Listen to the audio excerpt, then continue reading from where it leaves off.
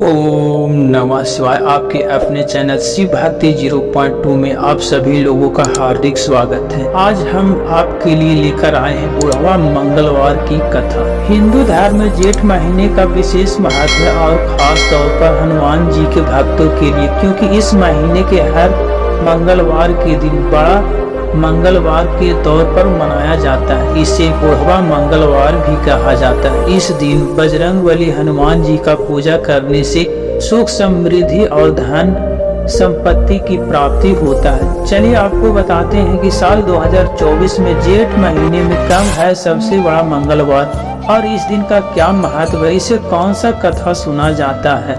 हिंदू पंचांग के अनुसार 22 मई की शाम 6:48 पर बैसाख पूर्णिमा शुरू होगा, जो 23 मई शाम 7:30 पर समाप्त होगा। साथ ही शाम 7:30 से जेठ कृष्ण पक्ष का आरंभ प्रतिपदा तिथि से हो जाएगा। जेठ मास 24 मई से प्रारंभ हो रहा है, इसलिए बुढ़वा मंगल 28 मई 2024 को पड़ेगा।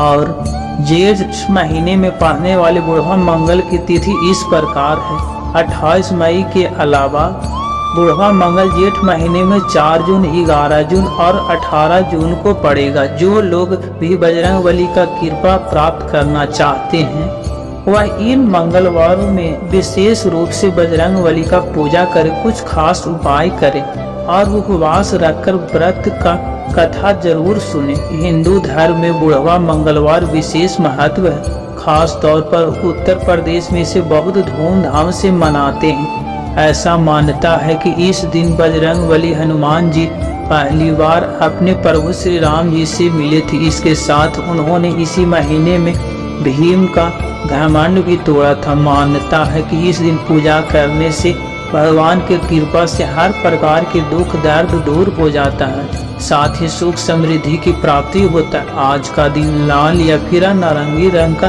चोला चढ़ाने से मानसिक और शरीर तथा आर्थिक समस्याओं से मुक्ति मिलता है।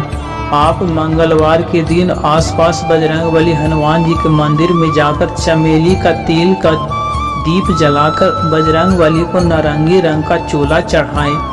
महाभारत काल में भीम को अपनी शक्ति पर बहुत घमंड था, क्योंकि उसके पास हजारों हाथियों के बराबर बल था। ऐसे में इस घमंड को तोड़ने के लिए हनुमान जी ने एक बूढ़े बंदर का वेश धारण किया और फिर भीम का घमंड चूर चूर कर दिया।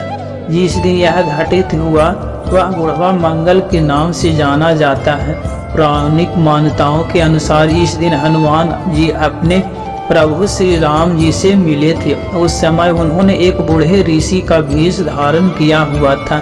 इसी कारण से बुढ़वा मंगलवार कहा जाता है। अब सुनिए बुढ़वा मंगलवार की कथा।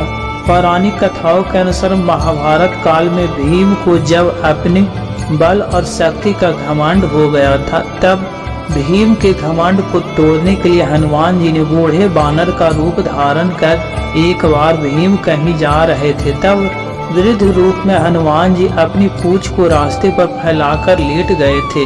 भीम ने पूंछ हटाने के लिए कहा तो हनुमान जी ने कहा, आप ही पूंछ हटाकर रास्ता बना ले।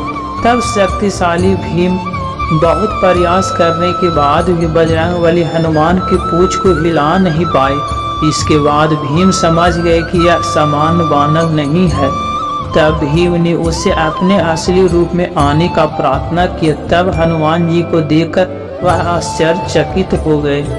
साथ ही उन्होंने अपने घमंड के लिए उनसे क्षमा मांगी। जिस दिन हनुमान जी ने भीम का घमंड तोड़ा था उस दिन मंगलवार का दिन था, इसलिए इस दिन को बुढ़वा मंगलवार कहा जाता है। बुढ़वा मंगलवार व्रत कथा। महाभारत काल के अनुसार भीम बहुत शक्तिशाली और बलशाली थे, युद्ध कौशल में निपुण थे। शक्तिशाली होने पर भीम एक बार अहंकार में पड़ गए। इस अहंकार को दूर करने के लिए बजरंगबली हनुमान जी ने एक लीला रची। जब भीम को सच्चाई पता चला तब उन्हें अपनी गलती का एहसास हुआ और हनुमान जी से उन्हें क्षमा मांगी। इसके बाद हनुमान जी ने प्रसन्न होकर भीम को अपना विराट रूप दिखाया।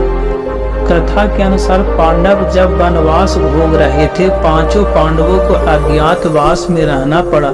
इस दौरान पांडवों को वेश बदलकर भी रहना पड़ा। द्रौपदी भी पांडवों के साथ थी। द्रौपदी एक आश्रम में रहकर समय बिताने लगी। एक दिन जब वह आश्रम में बैठी हुई थी तो एक पुष्प उड़कर उनके पास आ गया। पुष्प की सुगंध द्रौपदी को बहुत पसंद आया। तब उन्होंने भीम को बुलाकर उस पुष्प को लाने के लिए कहा। द्रौपदी की इच्छा को पूरा करने के लिए भीम पुष्प की खोज में निकल पड़े। पुष्प की सुगंध जिस दिशा से आ रही थी उसी दिशा की ओर चल गए। उस सुगंधित पुष्प को खोजते खोजते भीम एक वन में जा पहुंचे।